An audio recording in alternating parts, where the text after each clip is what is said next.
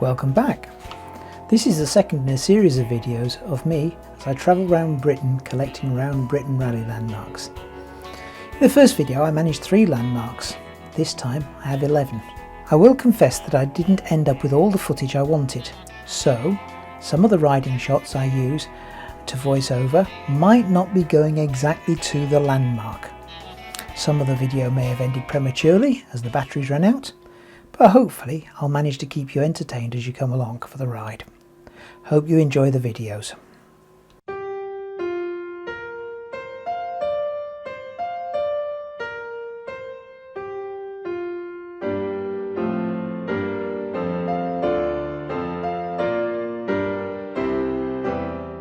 So here we are at the first landmark. This is Kirby in Ashfield in Nottinghamshire, and we have a sculpture celebrating the opening of the new station in 1996.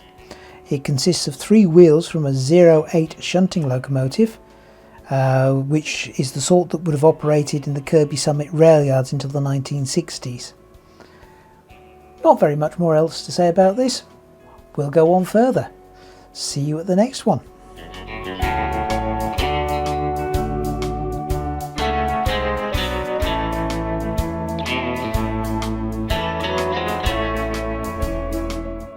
We're now on our way to Wetton Mill, which is situated in the Manifold Valley. There seems to be little detail on the mill. It was a corn mill. It started by William Cavendish, who was the second son of Bess of Hardwick. He lived from 1552 until 1626, and the mill was abandoned in 1857. It's now used as a tea room and as National Trust holiday cottages. One interesting thing is the Swansea Tunnel, which you pass through if you're approaching from Hume End. This is a remnant of the narrow gauge Leek and Manifold light railway that operated from 1904 until 1934. There's a lovely Pathe Newsreel from 1930 of the railway. I'll put a link in the description.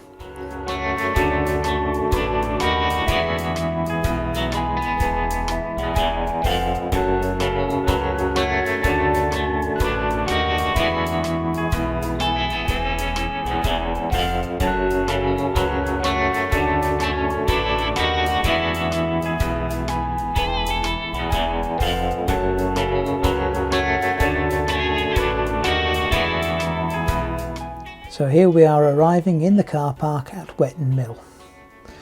As you can see, it's quite a popular little place considering how well tucked away it is, and it's also a very beautiful little place.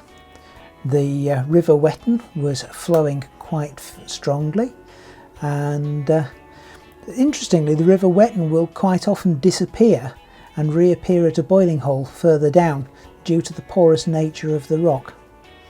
But there we go. Wetton Mill done, onward. Next stop, Derbyshire.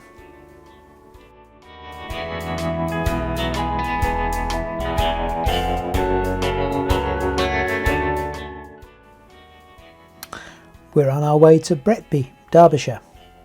This is one of those occasions where the batteries ran out before we got there, but I thought you'd like to see some of the variety of roads I found myself on during the rally. Literally everything from motorways to goat tracks, with grass growing down the middle. Indeed, there have been times when the roads have been unsurfaced, and that can get scary on a big bike. Bretby is on the border of Derbyshire and Staffordshire, east of Burton-upon-Trent. In the 2011 census, the population was counted as 893. Should just note, in the piece I do to Canberra that's coming up soon, I say that village pumps were often became war memorials. Whilst this is true, a better phrase would have been that they were often repurposed.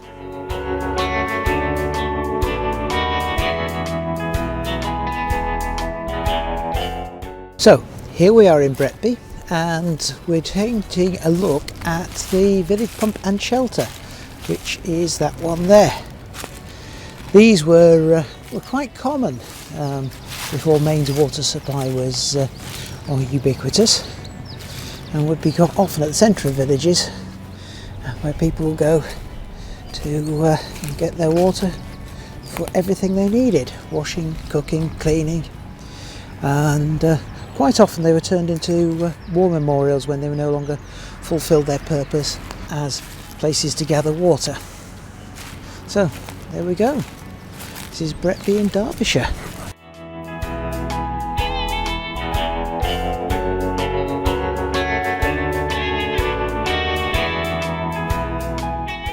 Here we have another landmark without any footage of me getting there on the bike. So you have a little bit of generic footage whilst you listen to what I've got to say here. The aqueduct, which is at Longden-on-Tern, was re-engineered by Thomas Telford after the original one, which was engineered by William Clowes, was swept away in floods.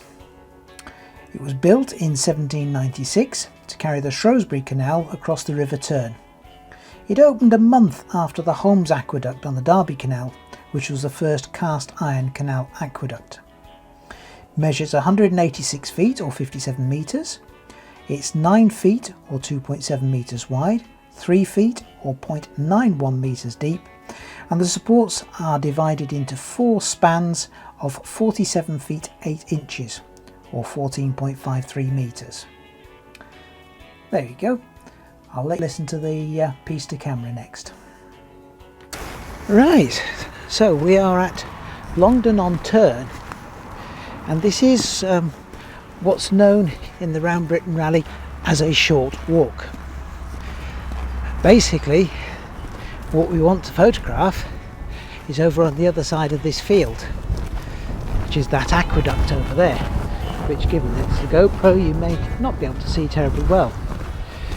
So we make our way across the field, take a picture with the landmark, and then we go back, we take a picture of the bike with something with a name on, which is all takes a little bit of time, but it also makes for a little bit more interest, not least of which gets me off the bike and gets me some exercise. So excuse me whilst I puff and pant my way across to the aqueduct. I'll be back with you in a second. Little viaduct.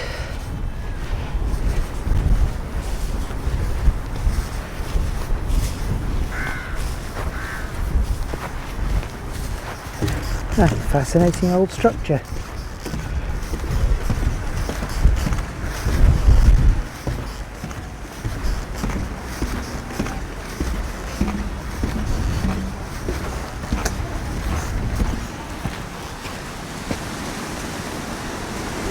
And the footway on that side.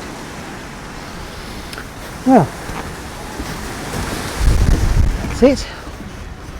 All that remains now is for me to take my photograph and we'll be away. So next stop, I think, will be Welshpool. See you there.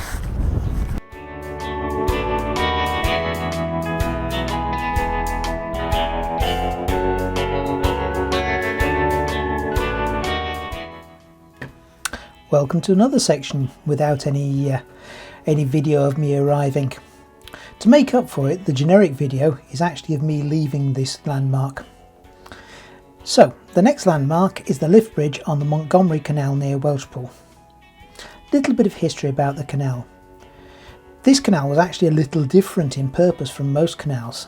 It wasn't actually designed to earn money of itself, but it was, as this was an agricultural area, it was primarily used to transport lime to improve the land of the Upper Severn Valley. Investors would benefit from improved agricultural yields, and as many of the investors were farmers, they would make money that way. The Montgomery Canal was completed in 1821 and officially abandoned in 1944. Restoration has been taking place since 1987. It joins the Llangollen Canal at Frankton Junction, and it originally went to Newton. It also connected to the Ellesmere Canal. It's not quite clear from what I can find online whether the section that I'm photographing is actually in use or not, but it certainly looks very lovely. Last stop of the RBR for today, which is the canal outside Welsh pool. Unfortunately, it's still fairly noisy, still fairly breezy, but hopefully, you get the idea, it's really quite a nice place. For those who are not familiar with them, these little lift bridges are designed so that you can pull them up and let a canal boat through. Not sure how functioning the canals are at the moment around here, but that's it, and it allows access for the farmer and his fields. Right, I'm going to get myself off now because next stop is Dolgellau, which is about 45 miles away, and I'll put a battery in the camera and take some video, see if we can get some nice shots as we ride into the sunset. See you soon.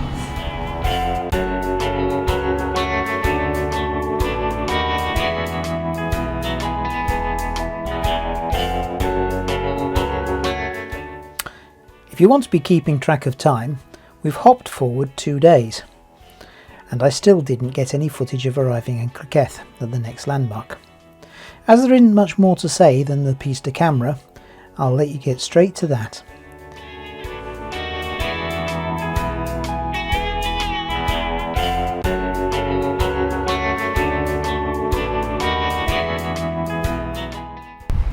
Well, welcome back. So you now find me in North Wales, in Criceth, and Criceth, as you know, has a castle. That's it up there, and there's the bike, and what we're here for today is this little thing. This is a tiller. As you can see, a plaque was erected to commemorate the tragedy that occurred in September 1951 when 4 boys and their teacher lost their lives in the sea off Criceth. 4 other boys were rescued by local boatsmen. If you look at it today, you wouldn't believe there was any possibility of anything adverse happening. Absolutely gorgeous. And that is one of the excellent things that you get from doing the Round Britain Rally. You get to see all these wonderful places.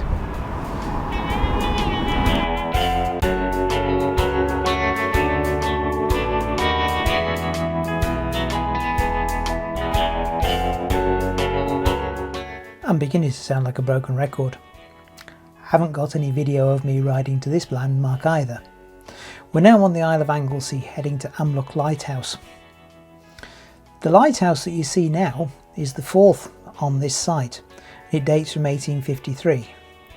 Although the harbour doesn't look like it now, it was once busy with ships taking copper ore and other ores away.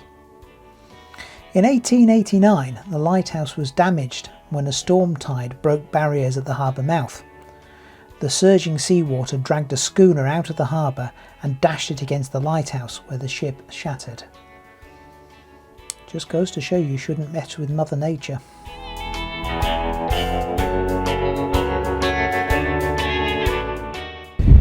Well, I hope you can hear me properly. It's very breezy out here, but we've now moved on to Holy Island, to Amlwch, which I hope I'm pronouncing correctly, and the RBR point is that, and that is a lighthouse. Not particularly much in use now because, as you can see, the harbour's not what it once was, but it's quite a splendid place, and Amlwch itself is quite spectacular. I will try and put a little bit more detail into this when I actually make the film rather than standing here.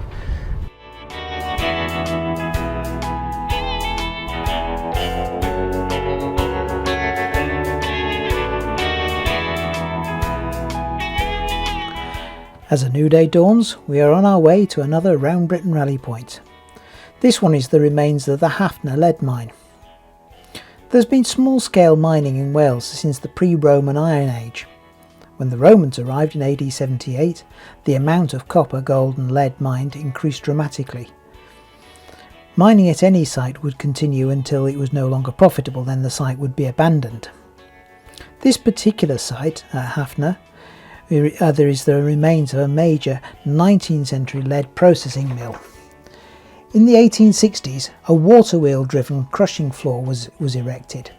This was superseded by a stone-built gravity-fed mill in tiers on the hillside, and this was upgraded in 1893 to 94 and again in 1907 and operated until 1915.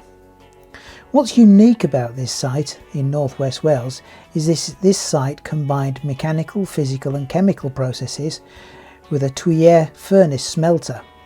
Hard to believe looking round that all that went on in such a lovely lush green area.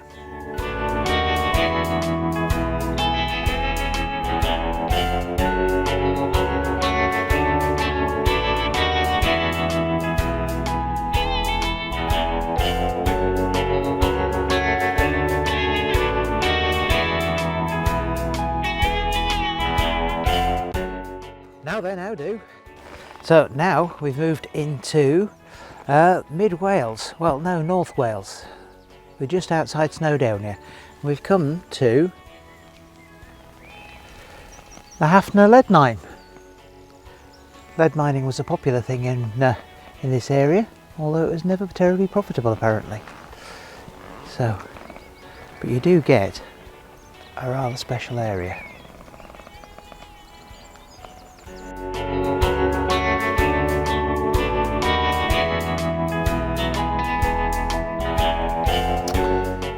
Well, welcome back. This RBR point I really did rubbish.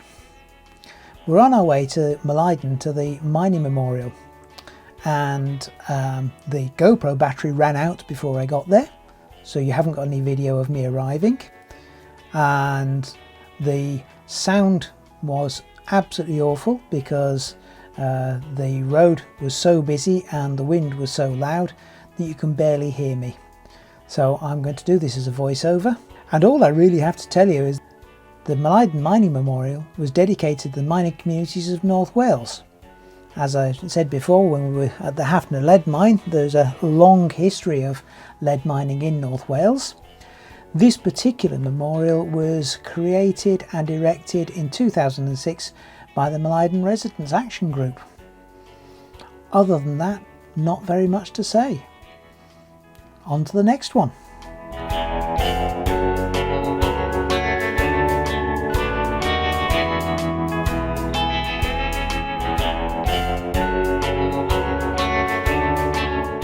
So, off to the Penrose engine house. Again, with no video of riding to this one. A bit of information, this dates from 1794 and was built by John Wilkinson to house a beam engine. The beam engine was to pump water from an adjacent coal mine. It is believed that this is the earliest surviving collier engine house in Wales. Welcome back. So now we're at the Penrose engine house, which is that there, which is a rather lovely thing. I'll just have a minute to wander up and have a look.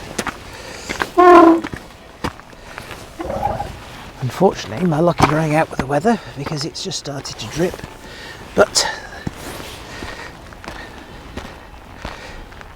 I was going to say you can tell it's getting towards summer because the rain's getting warmer, but it's actually not that warm today.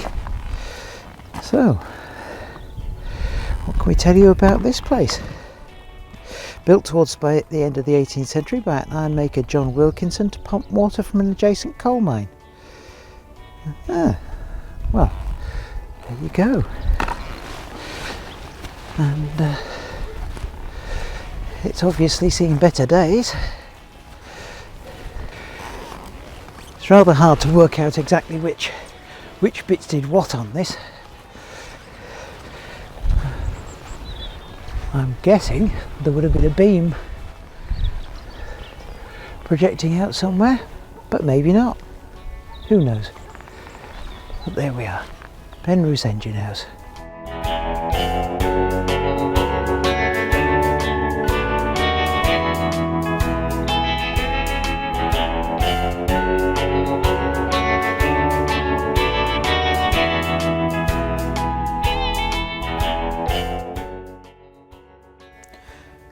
My confusion here is largely because the property was converted into a 3-storey cottage before being abandoned, and a lot of the outbuildings were domestic and not part of the original structure.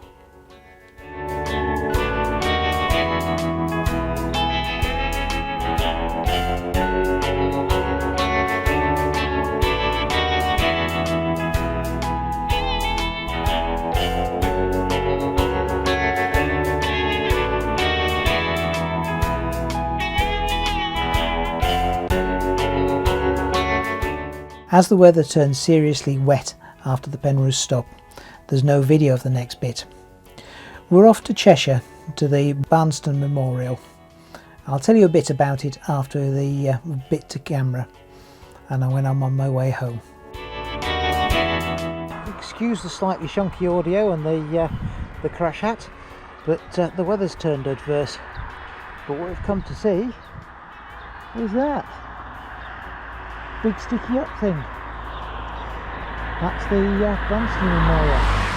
I'll do a bit more research and find out what it's all about, and you'll get a voiceover later.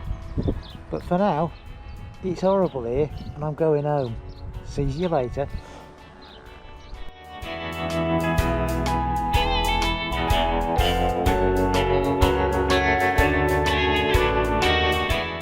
The memorial commemorates a local military officer, Major Roger Branston, who died on the 23rd of December 1857. He died from wounds sustained at the Siege of Lucknow.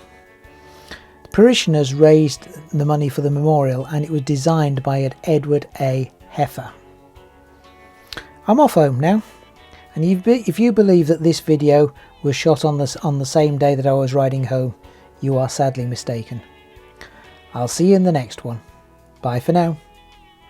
Oh, and by the way, it would be ever so good if you would like, subscribe, hit the notification bell, all those good things. It makes YouTube ever so happy. And me too. Bye for now.